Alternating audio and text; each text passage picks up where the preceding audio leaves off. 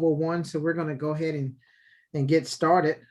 First and foremost, we want to say good afternoon and welcome you to the second part of our two-part series, webinar series on growing and marketing elderberries.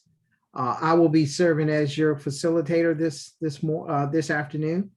My name is Baron Rogers. I serve as the coordinator for the Small Farm Program here at the University of Maryland Eastern Shore Extension Program. And for those of you who attended the first part, we welcome you back. And for those of you who are attending the first time, we welcome you.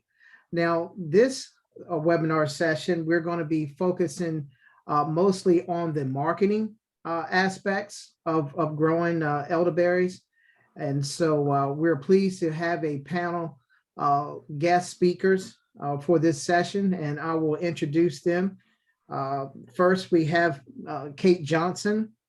She is the owner of Mama Bear's Elderberries since October 2019. And she has made locally grown elderberry syrup. And I understand that she's become the first licensed elderberry syrup producer in Maryland. So we're happy to have her on board this afternoon, where she can share with us some of her experiences as a producer of this value-added product, and also share with you some of the lessons learned as far as developing new market outlets for this specialty type crop. So we're very pleased to have her on board. We also have Roxanne Wolf. She is our executive director of Shore Gourmet. And one good thing that they do is they provide support to food and agricultural businesses located here on Maryland's Eastern Shore by providing focus-based assistance on how to start, grow, and diversify specialty niche products. So we're happy to have her on board as well. And I just popped in, we have Dr. Melinda Schwartz. Thank you for joining us. She is our food safety specialist here at the University of Maryland Eastern Shore Extension Program. And one of her main responsibilities is developing training strategies for small scale producers and assisting them in making sure that they are in compliance with all the requirements, regulations as it relates to food safety. And so she will be also on entertaining any questions that you might have. And so now I will go ahead and turn it over to our first speaker panelist, and this is Miss Henriette Den Alden. Of course, many of you are aware that she is our specialty herbs consultant here at the University of Maryland Eastern Shore. She has been working with our specialty herb garden project at our demonstration farm for the past 3 years. But she's certainly no stranger to growing herbs, as she's been doing it for over 15 years now. So she's certainly an expert in the field, and we're happy to have her to go ahead and get started with her presentation on growing and marketing elderberries. Henriette. Thank you, Baron. I'm not muted. Okay. Welcome, everybody, and thank you for coming back, and thank you for being here for the first time. We are going to talk about the marketing and the processing aspects of anything which you can do with elderberries in a safe and legal and intelligent way. This is a very short overview, starting material. There is an endless number of products you can make. There is almost equivalent endless number of regulatory things you need to be aware of. Safety, it's a very popular berry. It's an extremely popular berry. And then we will talk about how do we market this. And I'm very grateful to have both Kate and Roxanne here to talk a little bit more practical things about this marketing. At the end of this presentation is a whole bunch of links that are very helpful. And I don't think I can switch while I'm talking to those links. That's going to be above my Zoom skills. But you can check them out later because we will send this. I wanted to ask if anybody who is already making an elderberry product or anybody who is planning on making an elderberry product, just for us to get some understanding, can you put it in the chat. That would just be nice to know what's going on. Well, let me just get started here. And I start with the starting material. The quality of your starting material determines the quality of your end product. There is no way to, in between, kind of mask your inferior quality of your beginnings. So be aware, the photo on the left is fresh berry. It's black. It doesn't have too many red berries in it. It does have a few, it can have a few, but not too many. It really shouldn't have brownish berries. They are past their best. There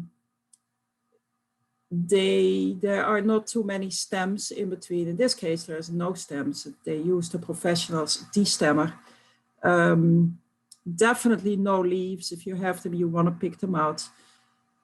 The photo on the bottom of that are high quality dried berries. Same story. It needs to be black, no red, and absolutely no brown in it. The little brown spots that you see in this are the seeds that are still in there. Now the photo on the right shows the flower, and you can see part of the flower is actually in flower. The other part of the flower is still in flower bud. If you dry these, you get two different things, really. The flower bud will not really dry very well in the first place, and then it will just look like tiny little balls without much value. So when you dry them, get rid of those flowers that are not in flower. When you pick them, only pick the ones that are in flower. Other thing you wanna know in your starting material, if you are going to make a medicinal product, and supplement, then and you want to sell it, it's probably the best to use European berries. I hate to say that, but if you really want to sell them, the European berries have a much better name as being medicinal. I'm not saying they are more medicinal, but it's probably an easier sale if you do that. This will change, I guess. The American elderberry is rising to become more valuable. So hopefully it's not necessary in a couple of years. If somebody has a question, there is a place for that. Please let us know about your question when you have them, so I can take some time and answer them. Safety. When you start, for instance, you start selling elderberries at the farmer's market, you will have people come to you telling you that it's the absolutely best berry you can possibly have. There's other people that will tell you those things are toxic. How do you dare to sell this to my children? Somewhere in the middle is the reality. The one thing you do need to know, the seeds, the stems, the leaves, and the roots of not only the black elderberry, also the American elderberry, they are toxic. So you wanna take them out. Now the seeds will stop being toxic if you boil them. Personally, when I have a product with elderberry, if I would make a jelly, I would take all the seeds out because they simply have a bad name. They might not be toxic, but people still think they're toxic. If you sell a product like this, you have to like move in between reality and what people think is reality. So it's important to understand what the thoughts are on a product. As a golden rule, don't ever sell them with leaves, bark, or roots, because that is a little dangerous. I mean, it's not really deadly. And I wouldn't say if you want to make a leaf tea for yourself, you can do it, but don't sell it. If you personally think you don't want to sell your product to children because you're worried about the safety for children, then mention it on your label. So that way you make clear that you don't want them to give it to children. And you also cover, in case something happens with a child because of your elderberry product, then you at least have mentioned that you didn't tell them to use it for children. Now, again, I I and the majority of the people that are studying elderberries, we don't think it's not safe for children. It's just something going around.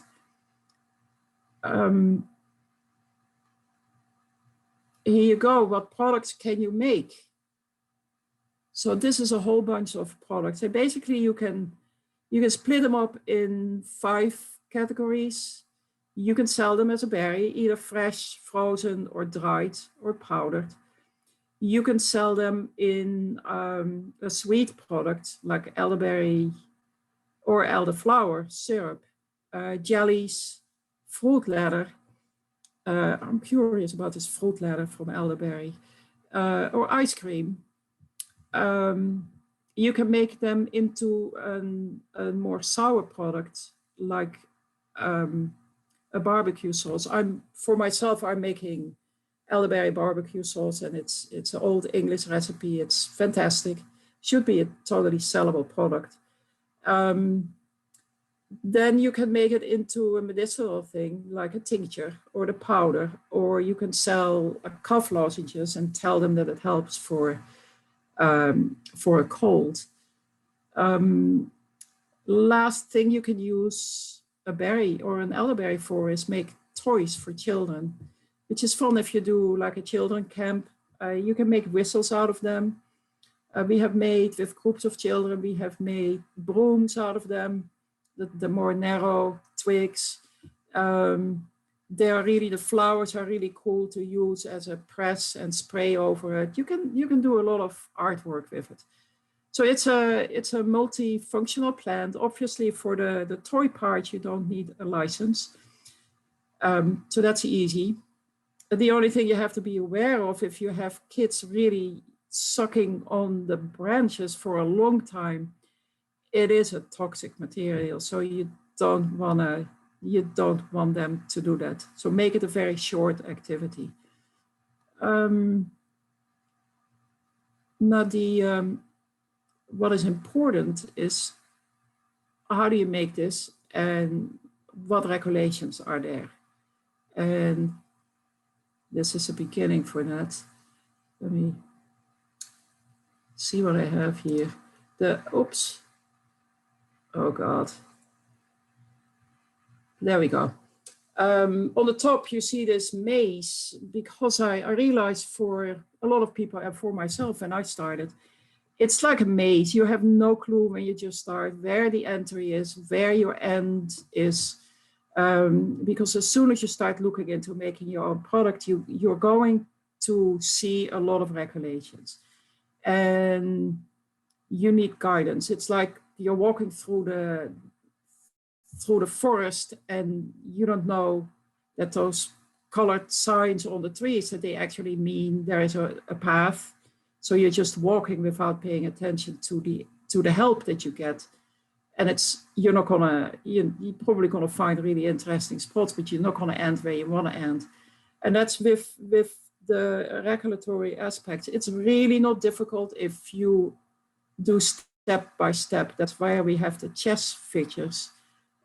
Your first step will lead to your second step, will lead to your third step, which I believe is how chess goes. And if you just follow it and you're very, very precise in it, it's not all that difficult. The softball player is here to show that when you do this correctly, you can smack that home run and get your company started. Now, a couple of phrases. Cottage foods. Cottage foods is a license for people that, well, it's actually not a license, but it's a permit to produce certain kinds of foods. The limit is, besides it's only non-potentially dangerous food, it's limited to Maryland. You cannot sell beyond Maryland. You also cannot sell to restaurants. So you limit yourself. There's an easiness in getting started, but there's a limitation when you really start growing and you want to start selling to Pennsylvania, then you will have to switch to another license. The regulations are pretty strict, but not very difficult. They're very straightforward. An on-farm home processing license, that requires a farm. It's a little higher level than the cottage foods. It's an actual license. It's not expensive, it costs you $30.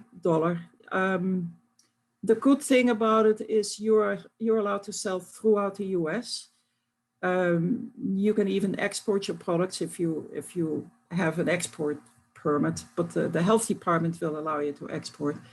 You can sell to restaurants and like coffee houses. Then we have the processing license, which is the really big thing. Still not that expensive, it's $150. It's a total commercial kitchen that you need. It has many, many more requirements than just a place to process.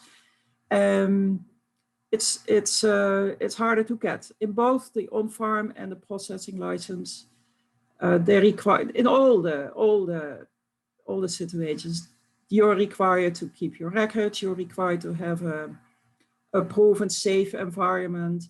You have to clean everything that you use on a regular basis, and don't have your cats jumping on your countertop while you're making your jelly.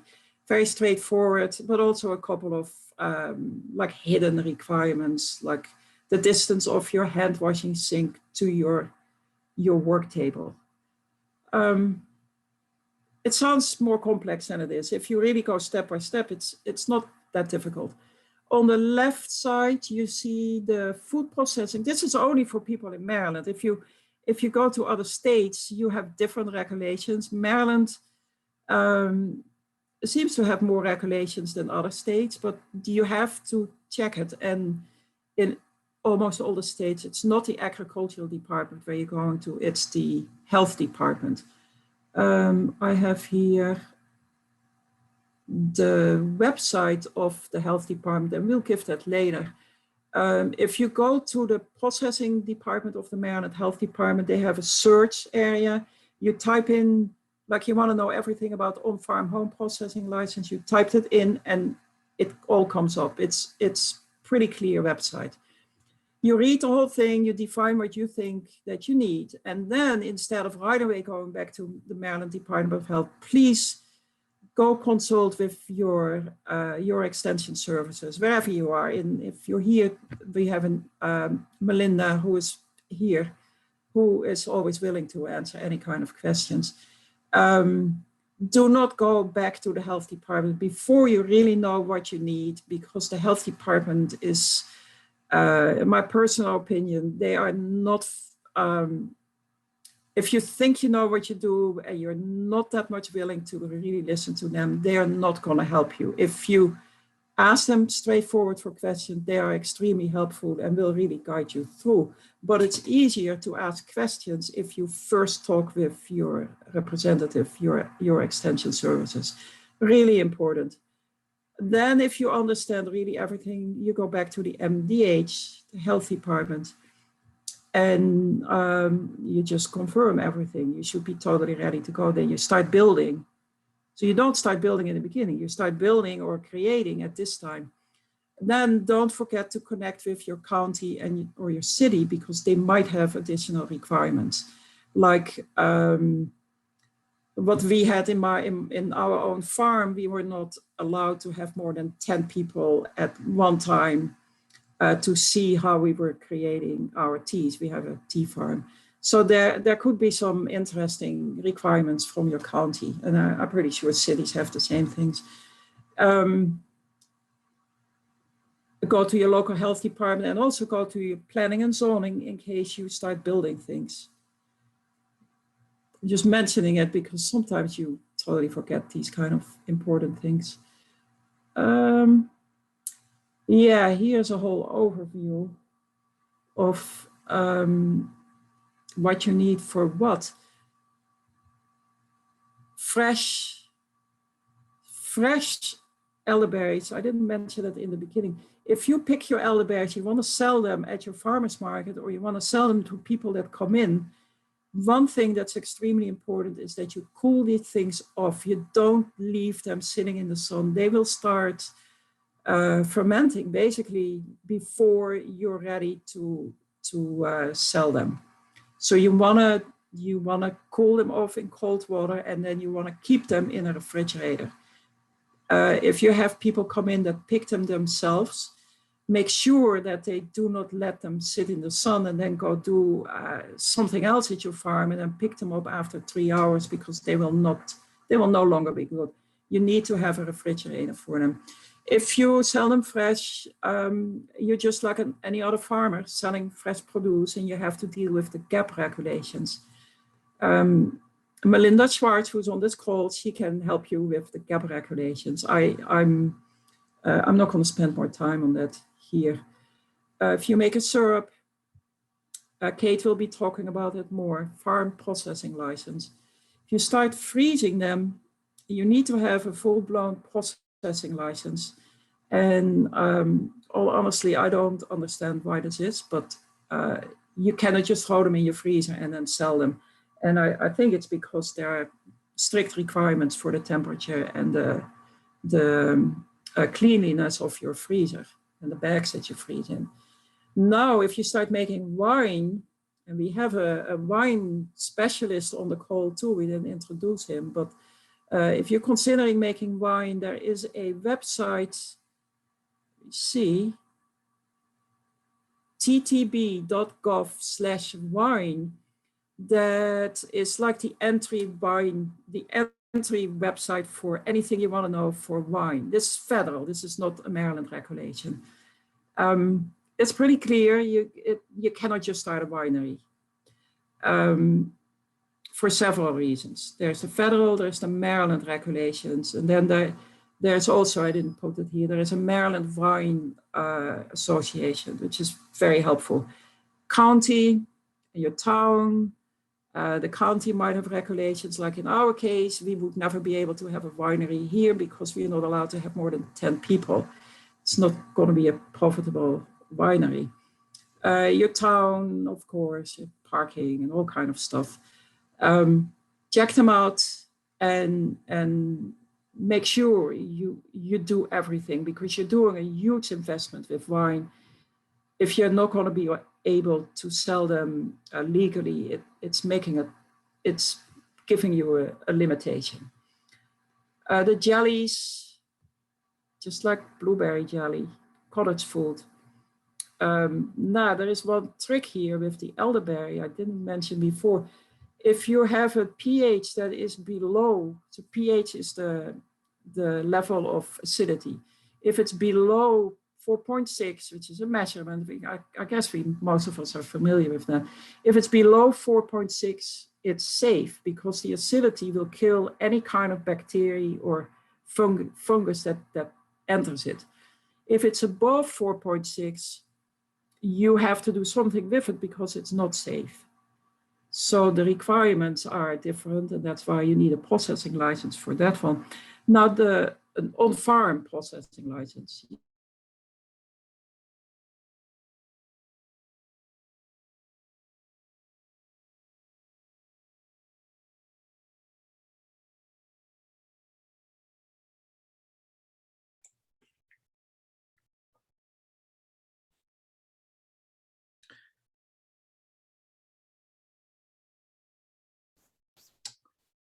Looks like we're running into a little technical difficulties here. Let's give Henriette just a moment or two to try to come back in.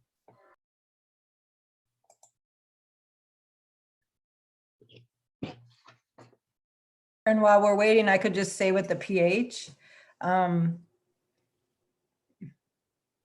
not sure if you can hear me, or is everybody kicked out? I can hear you, Melinda. Yes. Go ahead. Oh, okay, so with the pH, it seems that from the literature we found, the elderberry is really on the border of that 4.6. So you would want to check your specific crop.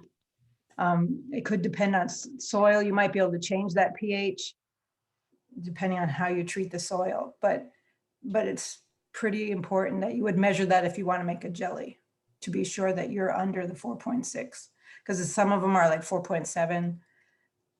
And the other thing I was going to say, just with the cooling down berries or the elderberry or any produce, you want to use water like not ice water.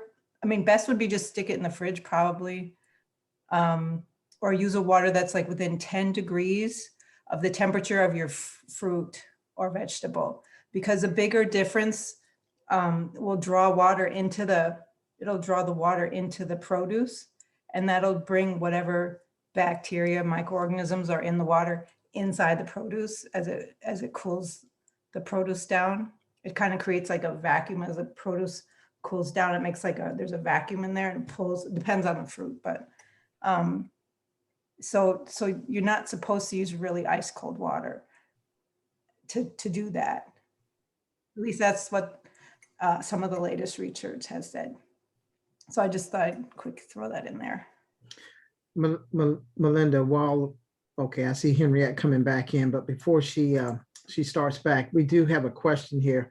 It makes reference, you had made reference to the pH being below 4.6 and above 4.6. Right. What do you do with Exactly.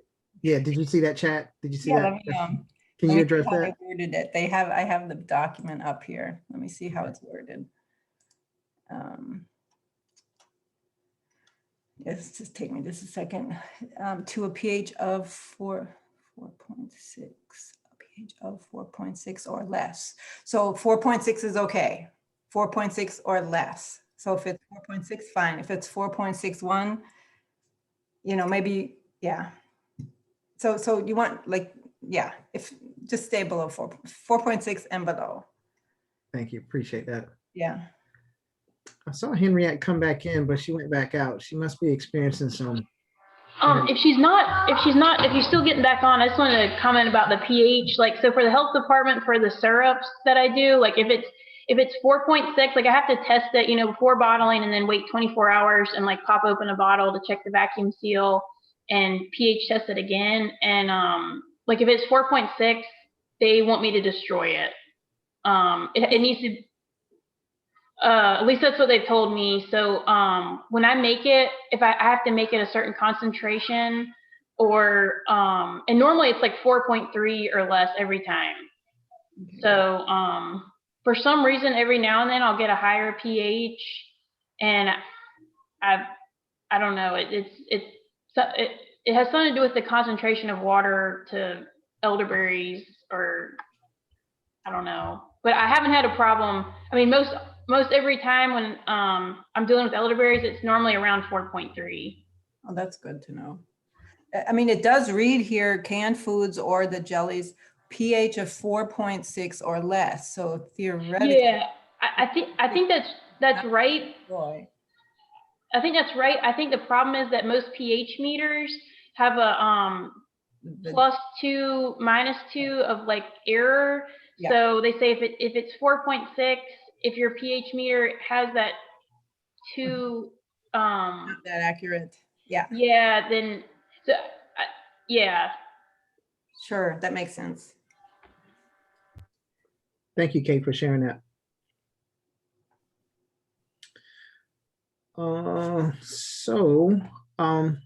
Let me just check here just to make sure if we have any questions.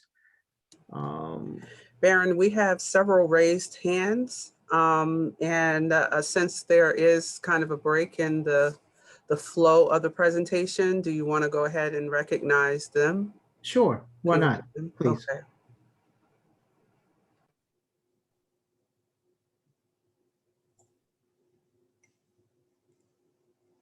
Okay. Can you see them, Baron?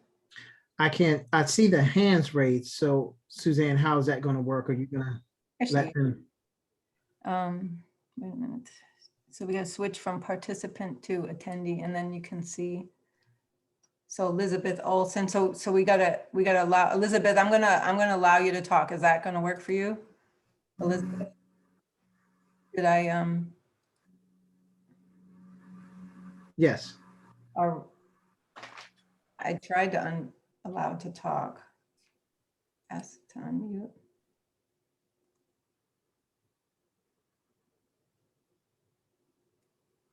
Can you guys hear me? Yeah, hey. Yes, yes, Henriette, we can hear you. I think. Okay. Can you hear me? Yes. Yeah, I can hear everybody. Shall I put the thing back up? I'm sorry for that. My whole antenna fell down, so Hey, it that happens didn't work. with I know. technology. With technology, that can happen. Henry, if you don't mind, as you're putting that up, we have Elizabeth Olson on. She has a question, so let's go ahead and get to her question Okay. first while All right. you're putting that up. Elizabeth. Yes. Do you is this about the pH? Correct. Is that a question or a comment you want to make? About the Well, you had already addressed it because I put it in the chat. But if you want Okay. me to ask it, I'll ask it. pH? Oh, okay. Yes. Ask it. Oh, okay. You were talking about below pH 4.6 and above pH 4.6. Where do you put exactly 4.6? Is that Where do I safe, not put- safe? A 4.6 is considered safe, Thank you. I think. Yeah, Is it except, Melinda? yeah, it is, except that Kate had experience with MDH. Right, because the pH meter has a percent like error on either side, and so they were Oh saying. God.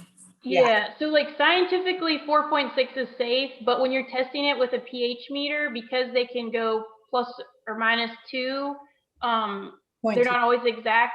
If you get a reading of 4.6, you really want it to be lower. They really want it to be 5.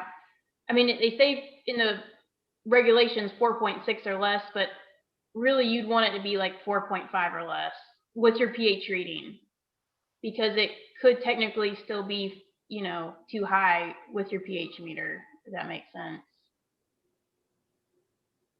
Yeah. Well, it's.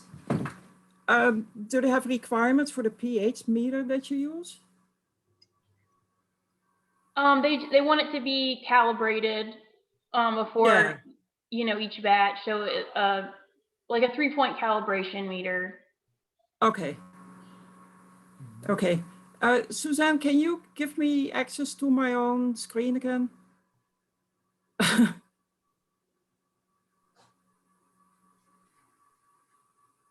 And then Kate, do you just want to start? I missed the whole part. I don't know what you. There's one question from Ralph. I don't know if you guys want to, Ralph Buka, if you want to. Yeah, we can do Ralph. I can share screen. I have a question. I have a questions. How do I find? Okay. Ralph, you can hear you. Go Question ahead is, with your question. all right, the question is there's 2 methods of collecting elderflowers. One is to pick them, and the other one is to put a bag or a bucket over and shake them. Which do you recommend? Oh, I will pick them so I can select which one I pick, because sometimes you what you saw in that one photo, they're not in flower all at the same time. So you want to pick the ones that are in flower. Now, and if you have thousands of trees, then the bucket way is going to be a little complicated too. If you just have like 20 trees, I would go through it and hand cut them instead of working with buckets, just so you can see that you have the best quality. My question, but if I do that, then if I do that, then I don't get the berries. Well, you need to make a decision. That's always a difficult point. How many you're going to pick and how many you're going to let them sit. So you pick half of the flowers, and I actually think that the berries get bigger if you pick half of the flowers. But it's a choice. If you want to have a lot of wine, then you don't want to pick too many flowers. If you want to make a lot of, like in my case, for the teas, I want to make a lot of allergy tea where I use the flowers. I pick more flowers than I pick berries, and then I'm in trouble when I need the berries. That's why I don't make wine anymore, because I don't have enough berries. So it's a choice. I use I will pick the flowers, dry them, and use them when I make wine. So I use them in both, both to make wine, the berries. Yeah, that's a different story. Then, yeah, you can do wine from both. Yeah, it's a personal decision. It's makes sense. You cannot do both. You cannot have an optimal harvest from both if you pick one and not the other one. I'd like to continue I here. know. Just since we lost time Okay. with my antenna dropping. I want to go to the one product here, the tincture, or any other product sold as dietary supplement. I just want to really underline, this is really important. If you start making a tincture with elderberry, there is it would be a much easier sale if you can say, here's an elderberry tincture, and probably add some other herbs to it, and it helps really good for, let's say, it supports your immune system. As soon as you start talking in medicinal terms like your immune system, it's a medicinal term. The FDA doesn't allow you to make medicinal claims if you haven't gone through these 3-phase testing like we're all familiar with now after the COVID vaccine.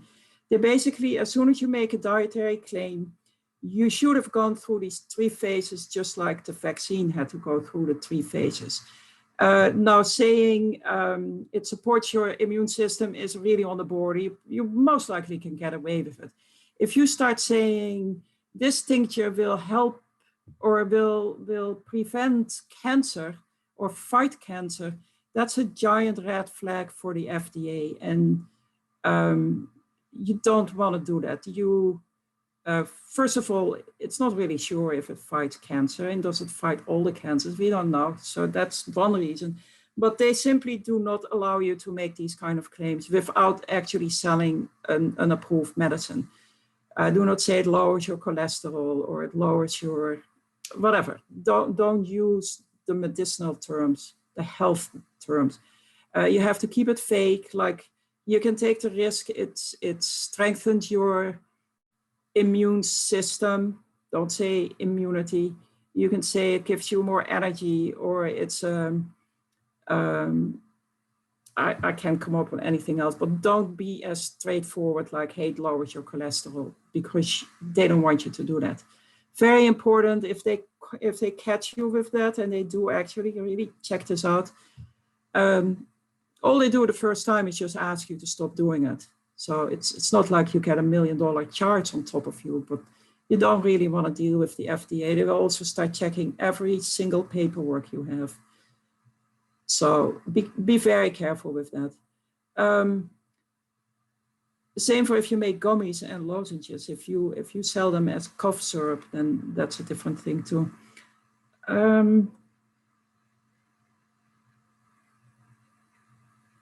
Let me see what time it is. I think that this is a very quick one. The things on the left, I picked them up out of the Baltimore Sun, which comes up here. The top 2 are very recent. They are the last 3 weeks. So in the last 3 weeks, the Baltimore Sun had 2 articles on elderberries, which is amazing. And it's very easy because, hey, that's the perfect marketing. You don't have to worry about that. People know about elderberry. The one on the bottom is, I just thought that was a perfect sentence for an advertisement that came out of, I think it was the Washington Post. So it's local and it's a popular herb. Sales increased by 110%, which is about the same level as it's a lower level than the CBD, but it's extremely high. Now half of the marketing is done. It still means you have to do the other half. And honestly, it gets hard if you're not allowed to use its medicinal value, where the whole world is only writing about it's so good for your immune system. It helps the flu. A newspaper can say that, but you cannot say that. But you're allowed to do that.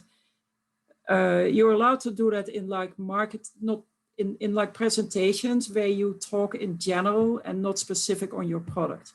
If you split up what you say from your product, you're allowed to say whatever you want to say. You can repeat whatever claim. but do not do it at the same time that you are selling your products or at the same time that you are making advertisement in your products.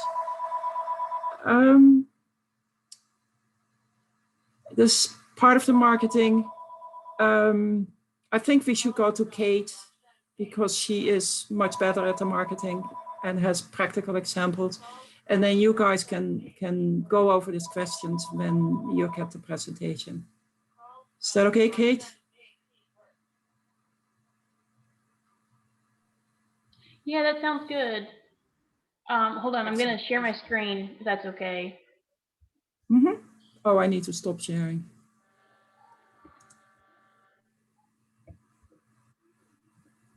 Okay, all right. Can y'all see my screen? No. Oh, okay, hold on. All right, hold on.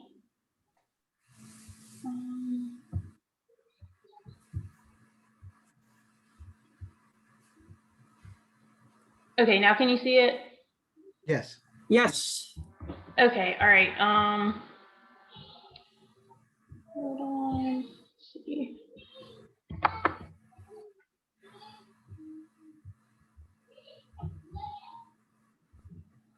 Okay, I guess I'll just do it this way. All right, so I'm Kate with Mom Bears Okay. Elderberries. So just like quick about product development, like how I did it was I started marketing, like I went to a local market that sells like local foods, and I was like 100% sure they would have an elderberry syrup because, you know, it's like a big supplement now and it naturally grows here anyways. And they didn't have one. They were like, oh no, like we would love to have a local elderberry syrup, but we don't have that.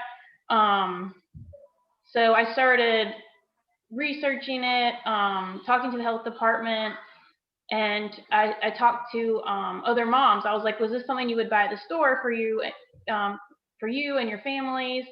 And I started making like little samples, and everyone was like, yes, like we love this.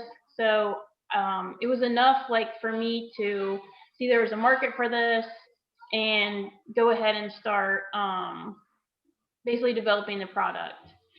So there's definitely demand. There's people willing to buy it.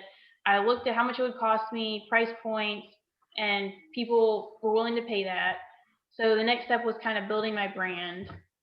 And basically, I looked at who I thought my intended consumers would be, which is like local kind of markets, health food stores, and then the end consumer. I intended it to be like moms, families. In reality, what it's turned into is like just basically a lot of different people buy the elderberry syrup. But one of the things like Henriette was talking about is the regulatory. So on my label, I initially said immune boosting elderberry syrup because that's what I intended, like, you know, was kind of making it for. And the health department was like, you can't say that. Like, you can't have health claims.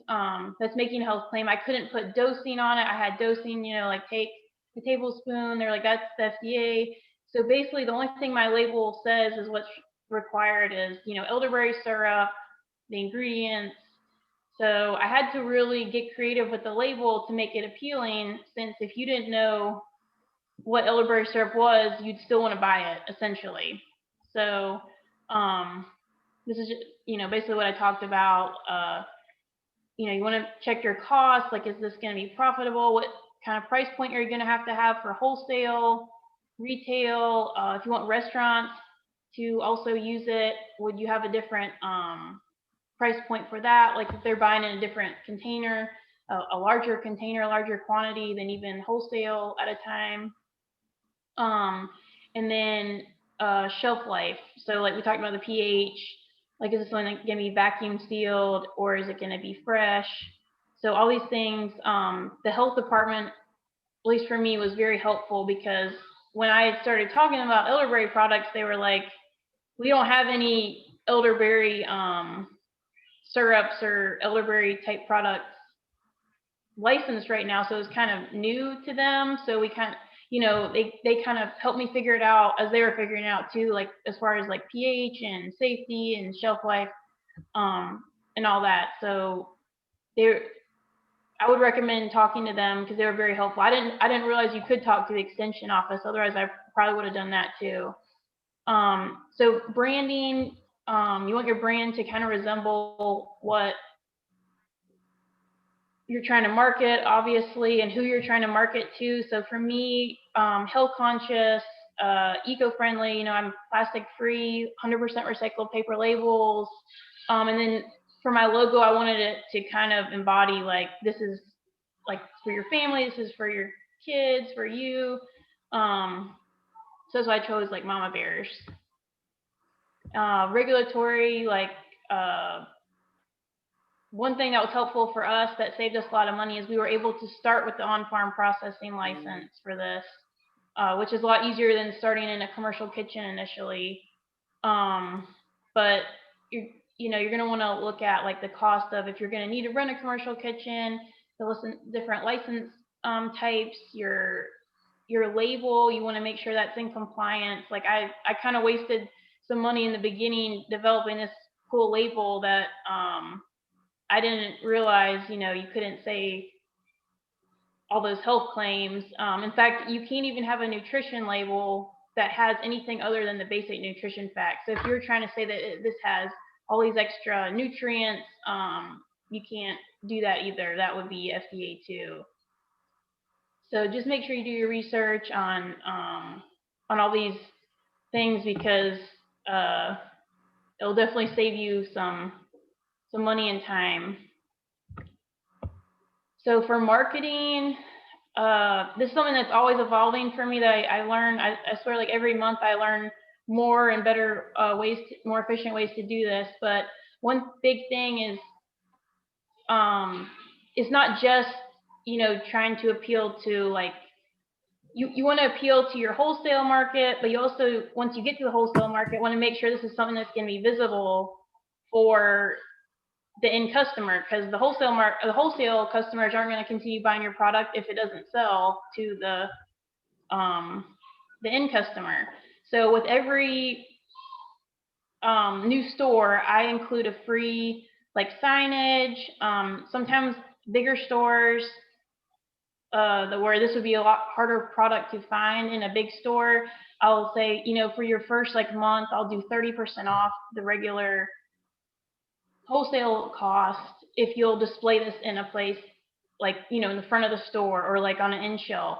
And they're more than happy. I mean, everywhere I've gone has been more than happy to do that, because if you're selling your product, then they're also making money.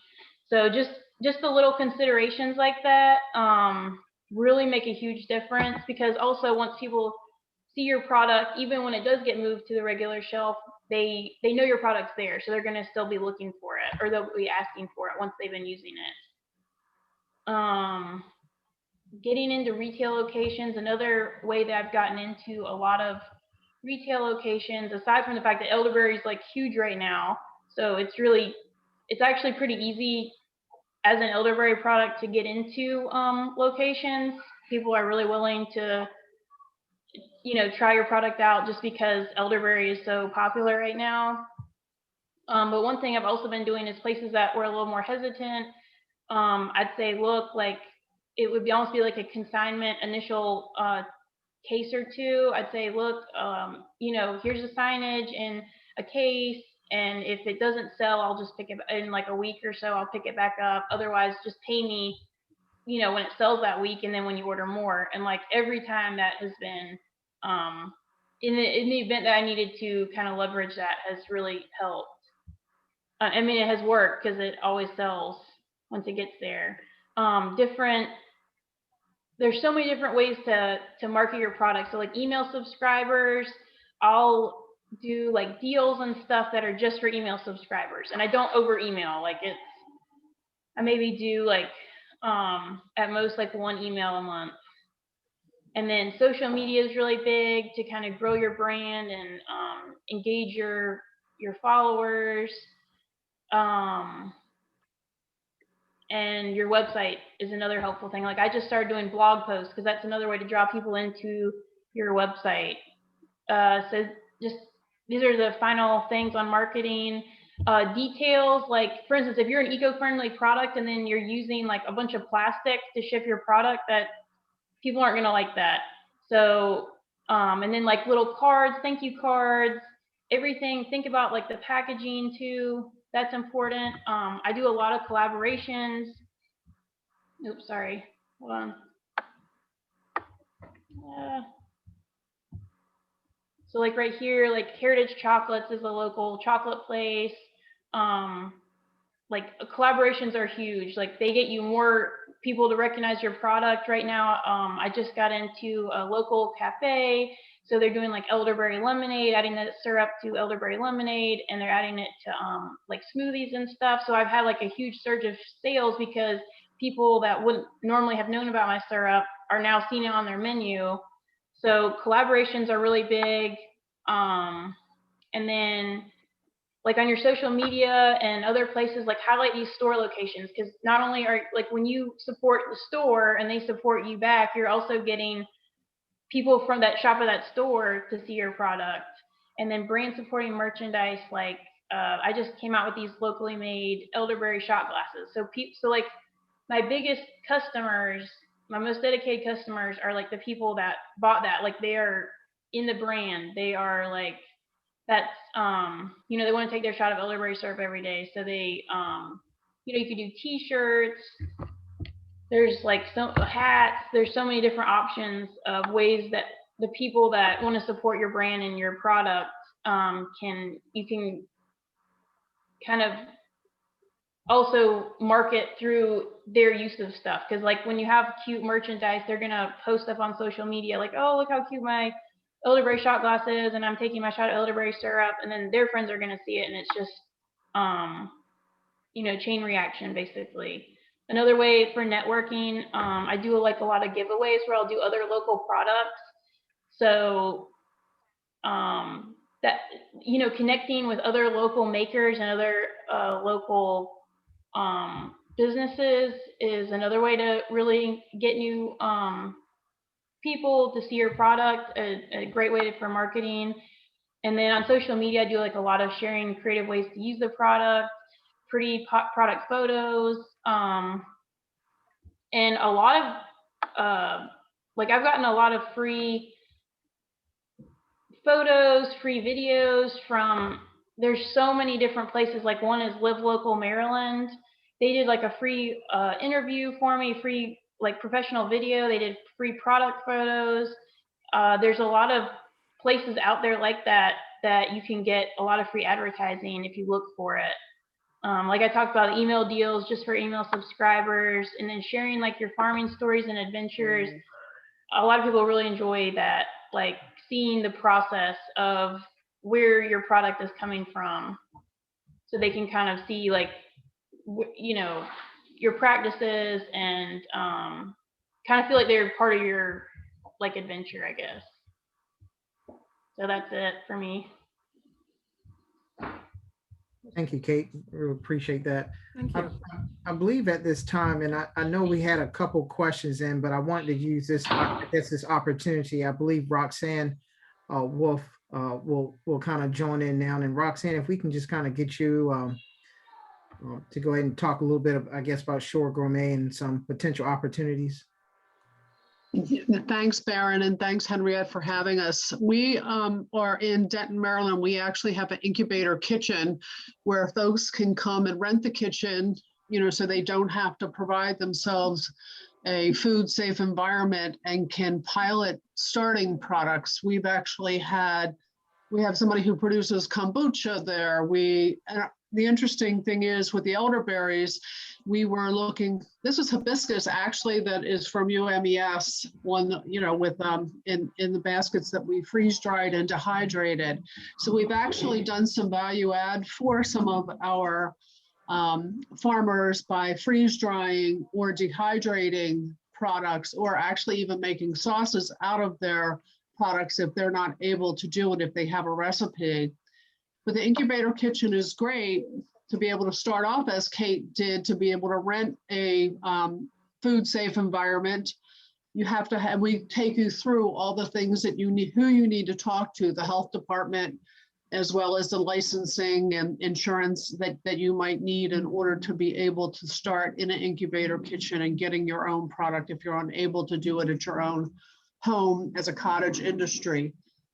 But it's been very interesting because we took a look at aronia berries like a year and a half ago, and what would be the best way to preserve them. And we bought a small freeze dryer just in order to do that, because it is, with a freeze dryer, it's about 54 cents per pound for a strawberry in order for electricity. So we thought, how can we preserve aronia berries, which don't taste as good, by the way, as elderberries, but have the same kind of immune boost as elderberries do. And we found that dehydration on those was a blessed nightmare. It was more or less freeze drying was the best way for our farmers. And a few of our farmers actually got freeze dryers in order to freeze dry and preserve their aronia berries. So if folks are interested in starting a product as Kate has done, finding an incubator kitchen that you can rent, in order to get yourself started, I think is a brilliant and cost-effective way to see if that's exactly how you want to go if you're unable to do a cottage industry out of your own home. So I know we're pressed for time. I will leave it at that, but we are at the Chesapeake Culinary Center in Denton, Maryland. My information is there. Please email me if you'd like to take a tour just to get an idea, or call me to get some information about how you do that. Thank you, Roxanne. Thanks, Roxanne. Appreciate that. Well, I think So we are basically almost at the end. There's several links on the presentation that we will send to you. And in the end, don't forget these people for additional questions. Melinda was here, you've seen her. And we have Nicole Cook, she is a legal specialist in case you have legal questions or in case you run into legal issues. And then of course you can always approach me. I don't know if there are any questions. Baron, did you say there were questions? I was checking this section. No, I do not see any questions. Let me check the chat. Well, while you check, there's one remark that I want to make about the marketing. If you produce your own elderberries and you don't want to buy elderberries from anybody else, you have to be careful with doing too much marketing, especially to restaurants and stores, because if you sell too much, you run out, because there is not an endless amount of elderberries if you are growing them yourself. So you want, in your marketing plan, you want to build in a timeline to make sure that the restaurant that's serving your elderberry product, that you're able to get that to the restaurant over a whole year. Like in my own experience with our teas, I have a limited supply of herbs, and I run out of certain teas, which is not a good thing if you have a coffee house that always wants to serve them. So just put that timeline in your thinking if you produce your own product. If you buy your elderberries, you can take the risk. It's a little easier. Well, I think are we at the end? We are. It's 1 I o'clock. have a question. I'm sorry. I have a question Yes. that came in by email.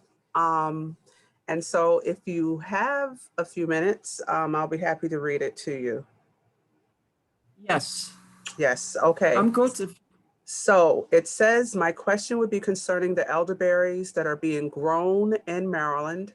Have you ever monitored their productivity, especially with high salinity conditions in the Eastern Shore?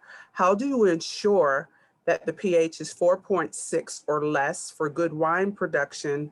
And then finally, do you do anything to manage the soil salinity or soil pH too? Yeah, I'll see if I can answer that. We did part of it we talked about in the first section. So the person that's asking this question, I advise to check out the first Elderberry webinars. The salinity in the Eastern Shore is pretty much fatal for your elderberries. They do not like salinity. They'll grow for probably 2-3 years and then you have to replace them. Now, the salinity is limited to areas right next to water with a certain level of salt. Most parts it will still grow okay because there's not a high salinity everywhere. Regarding the pH level, it's a little bit dependent on the kind of elderberry that you grow. And we have not done studies on what variety of elderberry gives a low and what gives a high pH. To make things more complicated, it's also dependent on your growing circumstances, like your soil plays a role and the weather plays a role. So the weather is something you really have no control over. The soil, when you start planting, before you plant your elderberries, we advise to do, if your soil is not perfect already, it's not, we advise to do a cover crop for a year before planting them. If I didn't answer this completely, which I probably didn't, please send me an email and I will go into it a little deeper. I hope that helped. Thanks, Henriette. There's another question. Is the Incubator Kitchen only available to Eastern Shore farmers? Roxanne, I don't think so. If you live in Annapolis and you want to drive to Denton, you should be okay. I don't know if Roxanne's still on, but there's no limitation on where you're coming from. I think if you come from Delaware, you can also use it. It's just there. Yeah, that's correct. Thanks. And it's actually, it's fantastic. It's really beautiful and it has everything that you can possibly need when you want to start any kind of food processing. So if there aren't any more questions, so wait a minute, I think, that question did come in. You addressed that in the Q&A. Thanks, Henriette. I did, yes. Okay, just double checking the chat just to make sure we're not missing anything. Well, on behalf of the University of Maryland Extension program, our panelists, we certainly want to thank you for joining this afternoon. Thank you to both Dr. Schwartz, Kate Johnson, Roxanne, she's already jumped off, but we certainly want to thank you for your time as well and sharing your expertise and knowledge about growing and marketing elderberries. Now, for those who are attending, if you have any questions, Henriette did put up there some of the resource contacts, but we will also be making available this webinar online. Probably within the next 2 to 3 weeks.